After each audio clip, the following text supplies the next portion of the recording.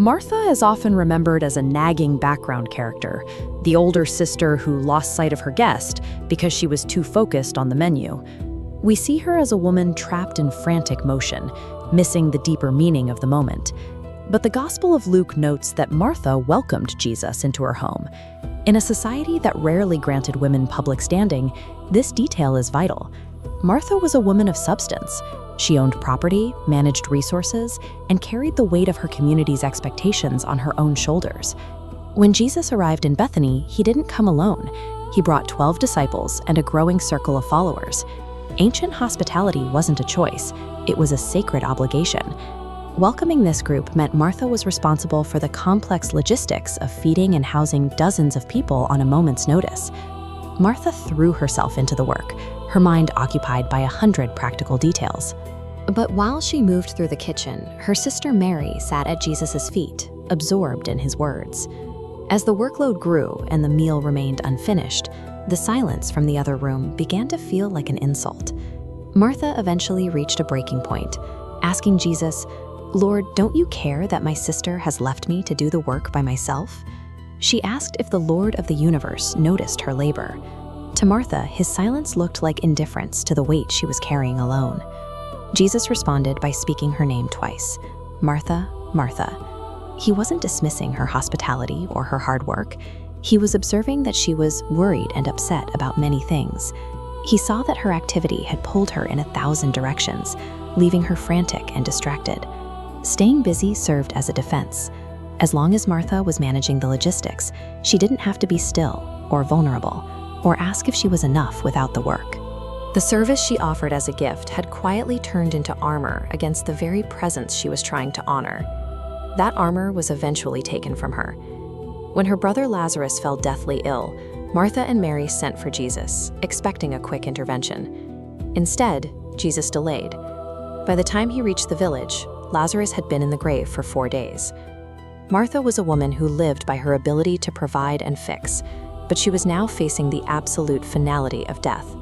There were no more preparations to make and no more logistics to manage. For the first time, the situation was entirely out of her hands. When word reached her that Jesus was finally approaching Bethany, Martha didn't stay inside to mourn. She left the house and ran to meet him on the road, bringing her grief and her questions directly to him. She greeted him with a sharp honesty. "Lord, if you had been here, my brother would not have died." It was a statement of profound disappointment, yet she immediately followed it with a declaration of trust, stating that even now, she knew God would listen to him. When Jesus promised that Lazarus would rise, Martha spoke with a deep theological conviction.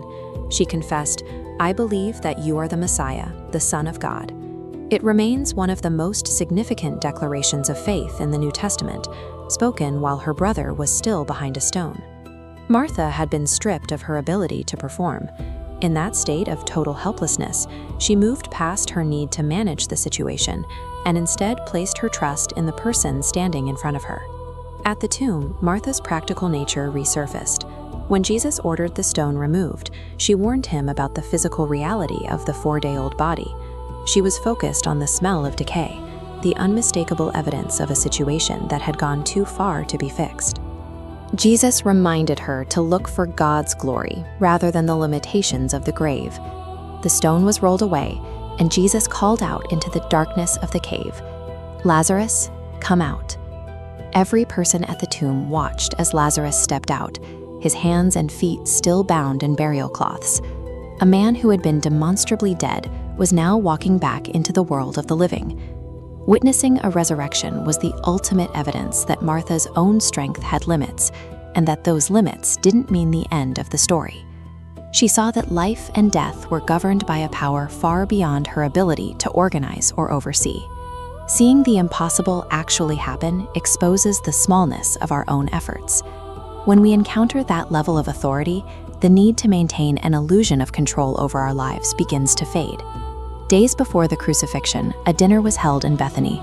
Lazarus sat at the table, a living testament to what had happened at the tomb. The text notes that Martha served. She was right back in her element, managing the house and providing for the guests, just as she had done before. But the atmosphere had changed. There is no record of Martha complaining, no resentment toward her sister, and no frantic bid for attention. Her external work remained the same, but the internal engine driving her had shifted. Martha was still a provider, but having met the resurrection, her service was no longer a shield, it was simply an offering of gratitude. This evolution mirrors our own struggle to find worth in constant productivity. We often stay in motion because we fear that if we stop, we will no longer be needed or valued. Spiritual maturity allows us to realize that we are loved before the first dish is washed or the first guest arrives. We can keep our hands moving, but our hearts no longer have to hustle for their worth.